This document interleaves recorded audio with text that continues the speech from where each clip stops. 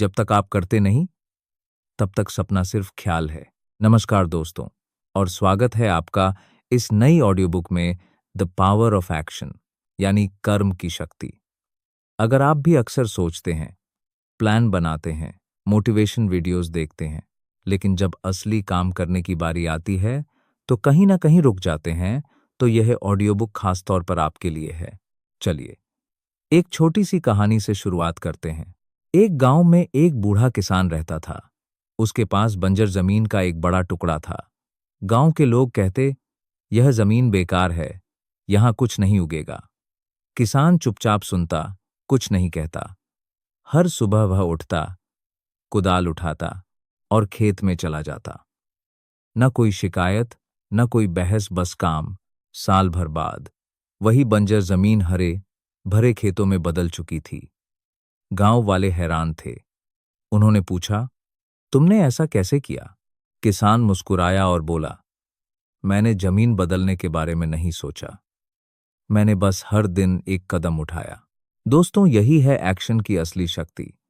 हम अक्सर सोचते हैं कि पहले परफेक्ट प्लान चाहिए, सही समय चाहिए, पूरा आत्मविश्वास चाहिए, तब जाकर शुरुआत करेंगे। लेकिन सच्चाई यह है, एक्शन पहले आता है, कॉन्फिडेंस बाद में आता है। यह बात हम आगे विस्तार से समझेंगे।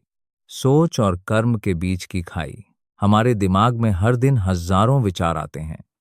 मुझे यह बिजनेस शुरू करना चाहिए, मुझे सुबह जल्दी उठना चाहिए, मुझे अपनी सेहत पर ध्यान देना चाहिए। लेकिन इनमें से कितने विचार असल में काम में बदलते हैं? बहुत कम।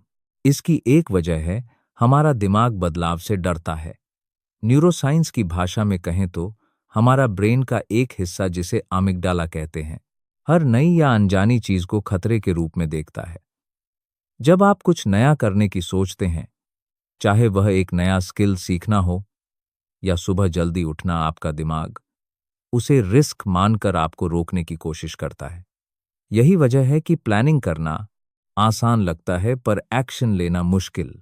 लेकिन यहाँ एक दिलचस्प बात है, जितना ज्यादा आप सोचते रहते हैं बिना किए, उतना ही ज्यादा डर और भी बड़ा होता जाता है। और जैसे ही आप एक छोटा सा कदम उठाते हैं, चाहे वह कितना भी छोटा क्यों न हो, दिमाग को संकेत मिलता है कि यह सुरक्षित है और डर धीरे धीरे कम होने लगता है। विक्टर फ्रैंकल का दृष्टिकोण। महान मनोचिकित्सक विक्टर फ्रैंकल, जिन्होंने नाजी कॉन्सेंट्रेशन कैंप्स की भयावहता झेली, अपनी किताब मैन्स सर्च फॉर मीनिंग में एक गहरी बात कहते हैं, इंसान की सबसे बड़ी शक्ति यह नहीं कि उसके साथ क्या हो रहा है, बल्कि यह कि वह उस पर कैसे प्रतिक्रिया देता है। हालात चाहे जैसे भी हों, इंसान के पास हमेशा एक चुनाव होता है, रिएक्ट करने का या एक्ट करने का। फ्रैंकल की सोच का सार यही है, इंसान अपनी परिस्थितियों का गुलाम नहीं, बल्कि अपने चुनावों का निर्माता है। और हर चुनाव, हर एक्शन आपकी पहचान को गढ़ता है। आप जो बार बार करते हैं, वही आप बनते हैं। यह सिर्फ एक मोटिवेशनल लाइन नहीं है, यह एक गहरा सच है जिस पर आधुनिक साइकोलॉजी भी सहमत है। बौद्ध दर्शन से एक सीख। बौद्ध कथाओं में एक प्रसिद्ध प्रसंग है। एक शिष्य अपने गुरु के पास गया और बोला, गुरुजी, मैं ध्यान, मेडिटेशन के बारे में इतनी किताबें पढ़ चुका हूं, इतना कुछ समझ चुका हूं, पर मन को शांति नहीं मिलती। गुरु ने पूछा, तुमने कितने दिन असल में बैठकर ध्यान किया? शिष्य चुप हो गया। उसने पढ़ा बहुत था, पर किया कुछ नहीं था। गुरु ने कहा, ज्ञान का दीपक तभी जलता है जब उसे जीवन में उतारा जाए। सिर्फ जानना काफी नहीं, करना जरूरी है। यह कहानी हमें एक गहरी सीख देती है, नॉलेज और एक्शन में फर्क है। आप चाहे कितनी भी किताबें पढ़ लें, कितने भी पॉडकास्ट सुन लें, अगर आप उसे अपने जीवन में लागू नहीं करते, तो वह ज्ञान बेकार है। असली बदलाव तभी आता है जब सोच एक्शन में बदलती है। छोटे कदमों की ताकत। अब सवाल यह उठता है, एक्शन कैसे शुरू करें, खासकर जब मोटिवेशन न हो? इसका जवाब है छोटे कदम। हमारा दिमाग बड़े, डरावने गोल से घबराता है, लेकिन एक छोटे आसान कदम को आसानी से स्वीकार कर लेता है। अगर आपको एक्सरसाइज शुरू करनी है, तो 1 घंटे का वर्कआउट सोचने की बजाय सिर्फ 2 मिनट की वॉक से शुरू करें। अगर आपको किताब लिखनी है तो पूरी किताब के बारे में सोचने की बजाय आज सिर्फ एक पैराग्राफ लिखें। यह तरीका आपके ब्रेन के रेजिस्टेंस को कम कर देता है और एक बार जब आप शुरू कर देते हैं तो आगे बढ़ना आसान हो जाता है। यही है एक्शन की पहली कुंजी। परफेक्शन का इंतजार मत कीजिए, बस शुरुआत कीजिए। अगले भाग में हम बात करेंगे कि कैसे हमारा दिमाग कंफर्ट जोन में हमें बांधे रखता है और कैसे आप उस इनविजिबल दीवार को तोड़कर असली परिवर्तन ला सकते हैं। कंफर्ट जोन की अदृश्य दीवार। पिछले भाग में हमने बात की कि छोटे कदम कैसे एक्शन की शुरुआत करते हैं। अब बात करते हैं उस चीज की जो हम सबको रोकती है, कंफर्ट जोन। एक हाथी की कहानी सुनिए। सर्कस में एक छोटे हाथी के बच्चे को एक पतली रस्सी से एक छोटी सी खूंटी से बांध दिया जाता है। बच्चा हाथी कई बार खींचने की कोशिश करता है, पर रस्सी नहीं टूटती। धीरे धीरे वह हार मान लेता है और सीख लेता है, मैं इस रस्सी से आजाद नहीं हो सकता। साल बीतते हैं। वही हाथी अब इतना बड़ा और ताकतवर हो जाता है कि एक झटके में पूरी खूंटी उखाड़ सकता है, लेकिन वह कोशिश ही नहीं करता क्योंकि उसके दिमाग में वह पुरानी सीख अब भी बैठी है, मैं आजाद नहीं हो सकता। दोस्तों, हम इंसान भी अक्सर इसी हाथी की तरह होते हैं। बचपन में या किसी असफलता के बाद हमारा दिमाग एक सीमा तय कर लेता है, मैं यह नहीं कर सकता, मैं ऐसा इंसान नहीं हूं, मेरे लिए यह मुमकिन नहीं। और फिर हम पूरी जिंदगी उसी अदृश्य रस्सी से बंधे रहते हैं, बिना यह जाने कि हम कब के उससे बड़े हो चुके हैं। दिमाग कंफर्ट को क्यों पसंद करता है? न्यूरोसाइंस की नज़र से देखें तो हमारा दिमाग ऊर्जा बचाने के लिए बना है। जो काम हम बार बार करते हैं उनके लिए दिमाग में एक तरह का आसान रास्ता यानी न्यूरल पाथवे बन जाता है। यह पाथवे जितनी बार इस्तेमाल होता है उतना ही मजबूत होता जाता है, बिल्कुल जंगल में बार बार चलने से बनने वाली पगडंडी की तरह। जब आप कुछ नया करने की कोशिश करते हैं तो दिमाग को एक नई पगडंडी बनानी पड़ती है और यह प्रक्रिया असहज लगती है, मुश्किल लगती है। इसीलिए पुरानी, जानी पहचानी आदतें, चाहे वे कितनी भी नुकसानदायक क्यों न हों, हमें सुरक्षित महसूस होती हैं, जबकि नया, बेहतर रास्ता डरावना लगता है। यही कारण है कि लोग बैड रिलेशनशिप्स में रहते हैं, अनसैटिस्फाइंग जॉब्स नहीं छोड़ते या साल दर साल वही रेजोल्यूशंस लेते हैं और तोड़ देते हैं। समस्या विल पावर की कमी नहीं है, समस्या यह है कि दिमाग बदलाव को खतरे के रूप में देखता है, डिस्कम्फर्ट को दोस्त बनाना। तो फिर बदलाव कैसे लाएं? जवाब है असुविधा को गले लगाकर। जब भी आप कुछ नया, कुछ चुनौतीपूर्ण करते हैं तो शुरुआत में जो बेचैनी महसूस होती है वह असल में एक अच्छा संकेत है। इसका मतलब है कि आप ग्रोथ कर रहे हैं। एक बॉडी बिल्डर की तरह सोचिए। मांसपेशियां तभी बढ़ती हैं जब उन्हें थोड़ा थोड़ा जाता है, यानी थोड़ा स्ट्रेस दिया जाता है और फिर उन्हें ठीक होने का समय दिया जाता है। ठीक उसी तरह हमारा मानसिक और भावनात्मक विकास भी तभी होता है जब हम खुद को थोड़ा असहज करने वाली स्थितियों में डालते हैं। अगली बार जब आप किसी काम से पहले नर्वस महसूस करें, नई नौकरी का इंटरव्यू, किसी अजनबी से बात करना या कोई मुश्किल कॉन्वर्सेशन, तो खुद से कहिए, यह घबराहट इस बात का सबूत है कि मैं आगे बढ़ रहा हूं, पीछे नहीं। स्टोइक सोच जो हमारे नियंत्रण में है, उस पर ध्यान दें।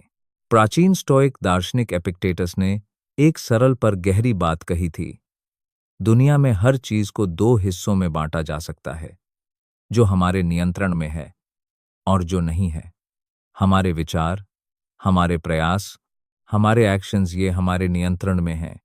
बाकी सब कुछ दूसरों की राय, नतीजे, परिस्थितियां हमारे नियंत्रण में नहीं हैं। ज्यादातर लोग एक्शन नहीं लेते क्योंकि वे नतीजों की चिंता में उलझे रहते हैं। अगर यह काम नहीं किया तो लोग क्या कहेंगे? अगर मैं असफल हो गया तो? लेकिन यह सारी चिंता उस चीज पर है जो हमारे नियंत्रण में ही नहीं है। स्टोइक सोच हमें सिखाती है, अपना पूरा ध्यान सिर्फ प्रयास पर लगाइए, नतीजे को छोड़ दीजिए। आप एक अच्छा ईमेल भेज सकते हैं, पर यह नियंत्रित नहीं कर सकते कि सामने वाला कैसे प्रतिक्रिया देगा। आप मेहनत से पढ़ाई कर सकते हैं, पर पेपर में क्या आएगा यह आपके हाथ में नहीं। जब आप इस फर्क को समझ लेते हैं, तो एक्शन लेना बहुत हल्का महसूस होता है, क्योंकि आप नतीजों का बोझ खुद पर नहीं डालते। पहचान का बदलाव।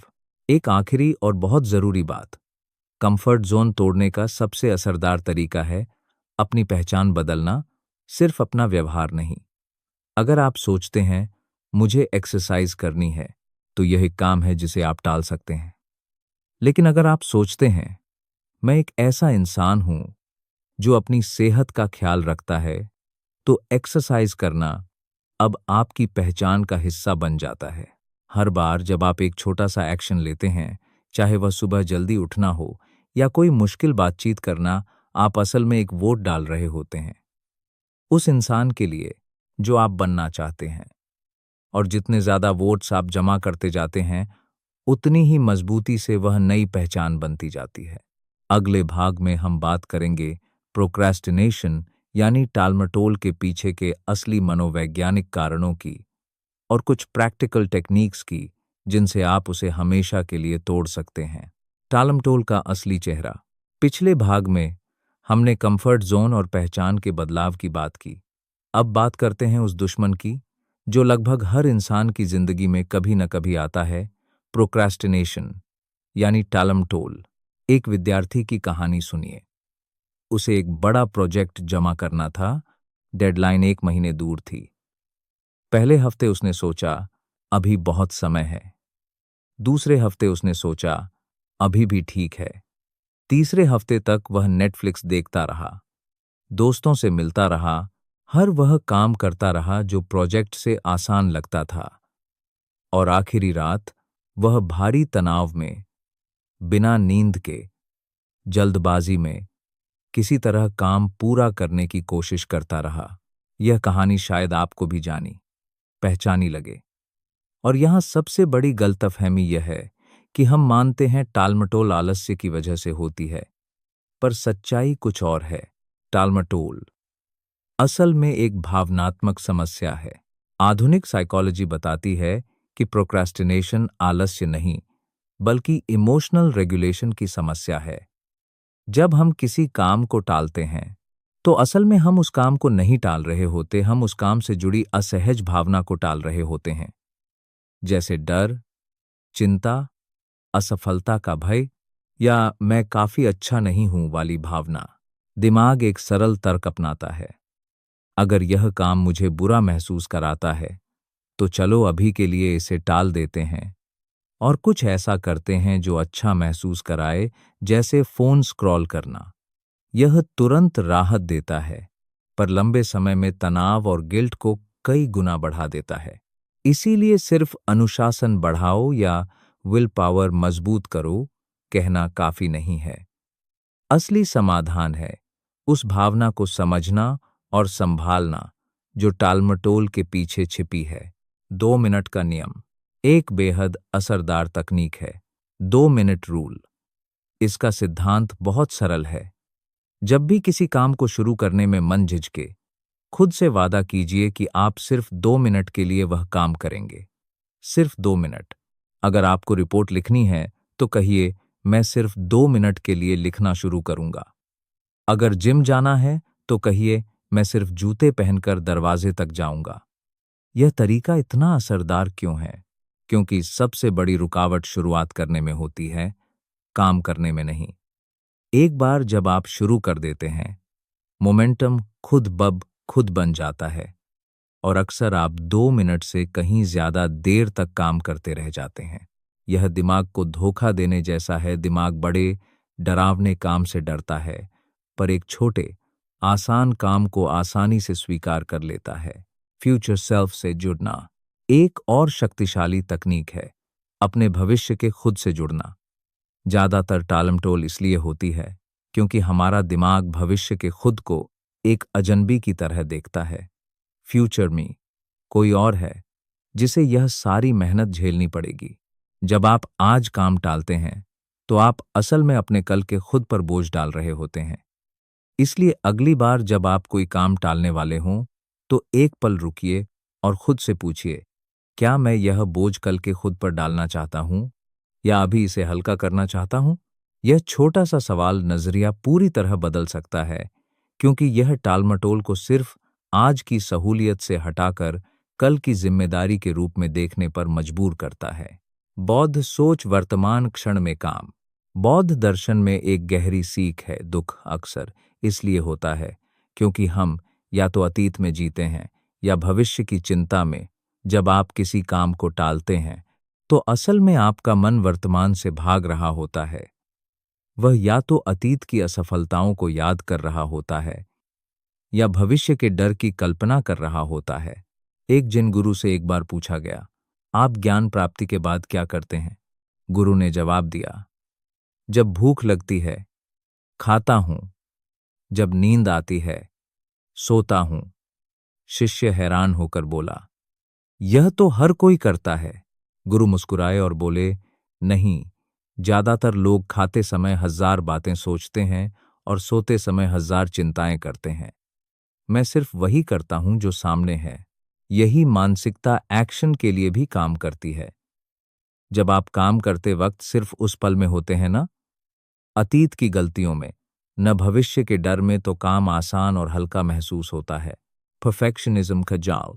टालमटोल का एक और बड़ा कारण है परफेक्शनिज्म। बहुत से लोग इसलिए शुरुआत नहीं करते क्योंकि वे चाहते हैं कि पहला कदम भी परफेक्ट हो। लेकिन याद रखिए, एक अधूरा किया हुआ काम एक न किए गए परफेक्ट प्लान से हमेशा बेहतर होता है। लेखक हमेशा कहते हैं, पहला ड्राफ्ट हमेशा बुरा होता है और यह बिल्कुल ठीक है। महत्वपूर्ण यह नहीं कि आपकी शुरुआत कितनी अच्छी है, महत्वपूर्ण यह है कि आप शुरुआत करते हैं। परफेक्शन एक्शन के बाद आता है धीरे धीरे, सुधार दर सुधार, पहले कभी नहीं। अगले और आखिरी भाग में हम बात करेंगे कि कैसे आप इन सभी सीखों को एक रोजमर्रा की प्रैक्टिकल रूटीन में बदल सकते हैं, ताकि पावर ऑफ एक्शन सिर्फ एक विचार न रहे, बल्कि आपकी जिंदगी का हिस्सा बन जाए। एक्शन को आदत में बदलना। 3 भागों में हमने बहुत कुछ समझा, एक्शन क्यों जरूरी है, कंफर्ट जोन कैसे हमें रोकता है, और टालमटोल के पीछे का असली मनोविज्ञान क्या है। अब वक्त है इन सब बातों को एक ठोस रोजमर्रा की रूटीन में बदलने का। एक कुम्हार की कहानी से शुरुआत करते हैं। एक बार एक आर्ट स्कूल के टीचर ने अपनी क्लास को 2 हिस्सों में बांटा। एक हिस्से से कहा, तुम लोगों को इस सेमेस्टर में सिर्फ एक बर्तन बनाना है, पर वह परफेक्ट होना चाहिए। दूसरे हिस्से से कहा, तुम लोगों को जितने चाहो उतने बर्तन बनाने हैं, क्वांटिटी मायने रखती है, क्वालिटी नहीं। सेमेस्टर के अंत में नतीजा चौंकाने वाला था। सबसे बेहतरीन बर्तन उसी दूसरे ग्रुप से आए जो क्वांटिटी पर काम कर रहा था। क्यों? क्योंकि परफेक्ट वाले ग्रुप ने सिर्फ सोचने, प्लान बनाने और डर में समय बिताया, जबकि क्वांटिटी वाले ग्रुप ने बार बार हाथ चलाया, गलतियां की और उन्हीं गलतियों से सीखते हुए बेहतर होते गए। यही सीख हमें एक्शन के बारे में भी मिलती है। मास्टरी सोच से नहीं, बार बार किए गए एक्शन से आती है। Daily action framework. चलिए अब एक प्रैक्टिकल रूटीन बनाते हैं जिसे आप आज से ही अपनी जिंदगी में लागू कर सकते हैं। पहला कदम है एक चीज का नियम। हर सुबह उठते ही अपने आप से एक सवाल पूछिए, आज वह एक काम कौन सा है जिसे अगर मैं आज कर लूं तो सबसे ज्यादा फर्क पड़ेगा। उस एक काम को दिन का सबसे पहला प्रायोरिटी बनाइए और उसे पूरा करने से पहले कोई और डिस्ट्रैक्शन मत आने दीजिए। दूसरा कदम है मॉर्निंग मोमेंटम। दिन के पहले घंटे में मोबाइल फोन, सोशल मीडिया या न्यूज़ से दूर रहिए। इसके बजाय अपने सबसे महत्वपूर्ण काम पर सीधा हाथ डालिए। सुबह का पहला एक्शन पूरे दिन का टोन तय करता है। अगर आप सुबह प्रोक्रेस्टिनेट करते हैं तो दिमाग पूरे दिन के लिए वही पैटर्न सीख लेता है। तीसरा कदम है इवनिंग रिफ्लेक्शन। रात को सोने से पहले सिर्फ 2 मिनट निकालकर खुद से पूछिए, आज मैंने क्या एक्शन लिया, कहाँ मैं डर की वजह से रुका, कल मैं कौन सा एक छोटा कदम उठा सकता हूं। यह रिफ्लेक्शन आपको बिना खुद को कोसे धीरे धीरे बेहतर बनाने में मदद करता है। असफलता को दोबारा परिभाषित करना। एक आखिरी और सबसे जरूरी मानसिक बदलाव असफलता को देखने का नजरिया। ज्यादातर लोग एक्शन नहीं लेते क्योंकि वे असफलता से डरते हैं, पर सच यह है कि असफलता एक्शन की दुश्मन नहीं, बल्कि उसकी सबसे बड़ी शिक्षिका है। विक्टर फ्रैंकल ने कहा था कि इंसान की सबसे गहरी खोज अर्थ मीनिंग की खोज है, न कि सुख की। जब आप एक्शन लेते हैं और असफल होते हैं, तो आप कुछ सीखते हैं, आप बढ़ते हैं, आप उस इंसान के करीब पहुंचते हैं जो आप बनना चाहते हैं। पर जब आप डर की वजह से एक्शन ही नहीं लेते, तो आप कुछ नहीं सीखते, आप वहीं के वहीं रुक जाते हैं। एक जापानी कहावत है, 7 बार गिरो, 8 बार उठो। यह सिर्फ एक मोटिवेशनल लाइन नहीं, बल्कि एक जीवन दर्शन है। गिरना जिंदगी का हिस्सा है, पर हर बार उठना ही असली ताकत है। आखिरी बात, दोस्तों, याद रखिए, प्रेरणा, मोटिवेशन एक एहसास है जो आता है और चला जाता है, पर डिसिप्लिन यानी अनुशासन एक चुनाव है जिसे आप हर दिन दोहरा सकते हैं, चाहे आपका मन हो या ना हो। जो लोग सफल होते हैं, वे हमेशा मोटिवेटेड नहीं होते, वे बस हर दिन एक छोटा कदम उठाना चुनते हैं, चाहे जैसा भी मन हो। आज से, इस पल से, एक छोटा सा एक्शन लीजिए, कोई भी, सिर्फ एक, और फिर कल एक और। यही है पावर ऑफ एक्शन, छोटे, लगातार कदमों की शक्ति, जो समय के साथ असाधारण बदलाव में तब्दील हो जाती है। धन्यवाद इस सफर का हिस्सा बनने के लिए।